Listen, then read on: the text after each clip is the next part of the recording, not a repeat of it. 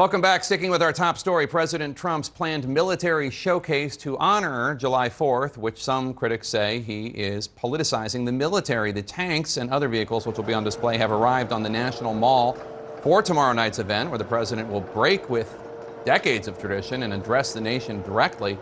Joining me now on the phone is 2020 Democratic presidential candidate and South Bend, Indiana Mayor Pete Buttigieg. Mr. Mayor, thanks for joining us. You served in the armed forces, specifically in Afghanistan. What is your reaction to the planned display of military might and more tomorrow?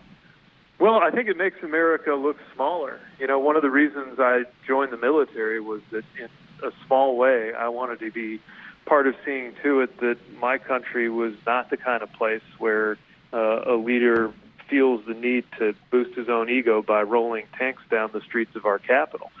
We've always been bigger than that. We've also been the kind of country that traditionally respects our military enough not to use them as props. More and more, you're seeing evidence that this president seems to think of the military as sort of ornaments for his ego or for his agenda. You saw it when troops were pointlessly diverted to the border. You saw it in what happened around the USS John McCain, and now I think you're seeing it here at a tremendous cost to the taxpayer. 4th of July is supposed to be our country, not about any one person, not about politics, definitely not about the ego of the president. After all, the people who got our country started in the revolution were skeptical of a presidency getting too much to look like a sort of imperial or royal office, and I'm afraid that's the direction this president's taking it in. What do you say to those who say, hey, the president's just trying to honor current service members? What's the matter with that?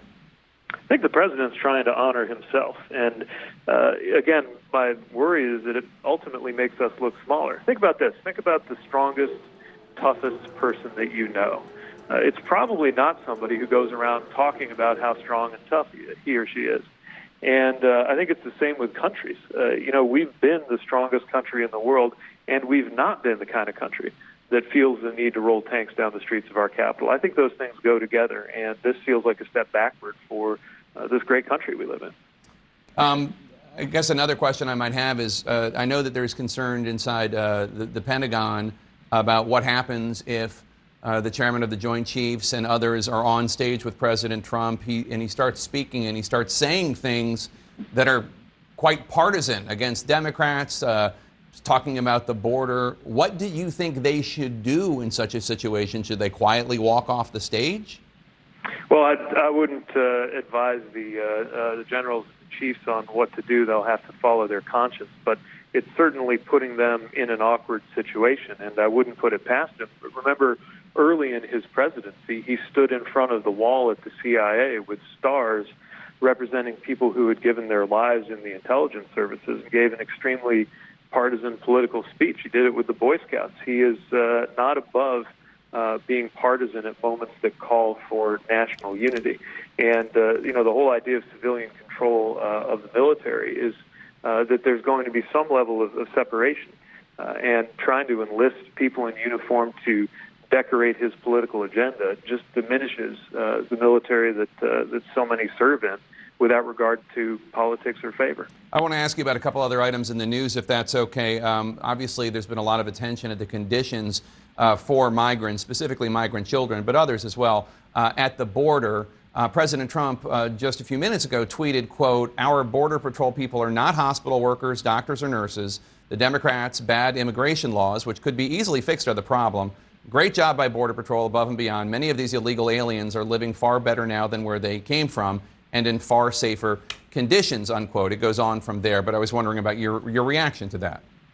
Again, this makes America look and act in a way that is so far beneath what you would expect from a country that ought to be the greatest in the world. We should be able to handle arrivals from people who are fleeing death and violence.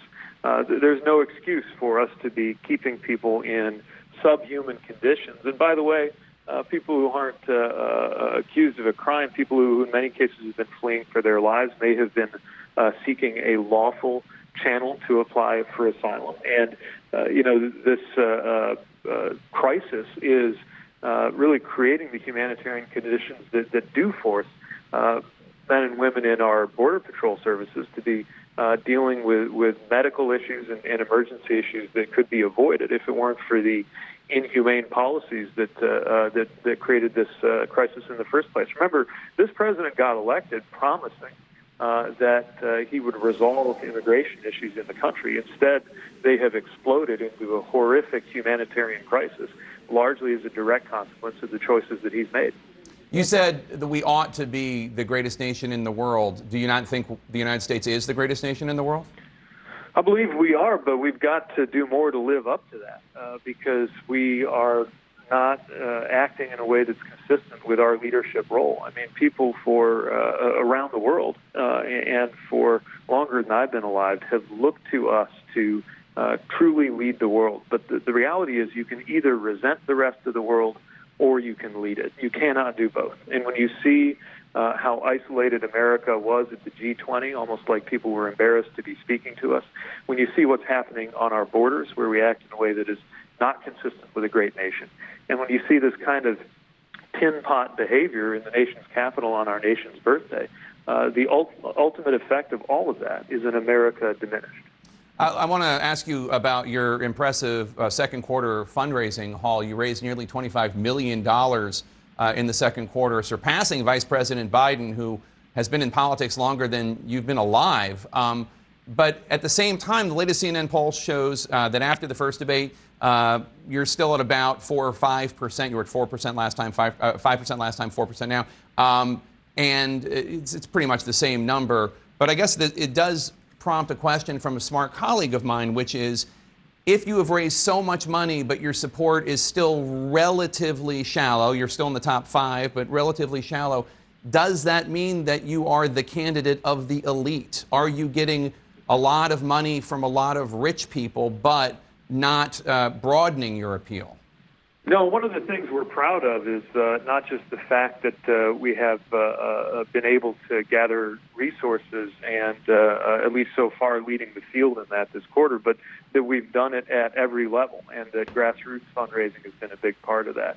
Now, what we know is for all of the success that we've had early on, there's still a great many Americans who haven't heard of us or don't know much about me and my campaign. So what it tells you, we've got a lot of upside out there, but we've got to go introduce ourselves. The great news about this fundraising total is it means we're going to have the resources to do it, to hire the organizers on the ground in the early states, and to get our message out. There's going to be a lot of noise in the polls over the next few months, but we're primarily concerned with the things that are under our control, and the biggest of that is how we use these resources in order to fortify our base and get known better and better. But if my experience is anything to go by, then each passing day we get more chances to introduce people, spread our message, and we'll see our support build and build all the way to next year when the voting begins. All right, Mayor Pete Buttigieg, congratulations on the fundraising haul. Have fun out there on the campaign trail. Thanks for your time. Good to be with you. Thanks very much. These are the images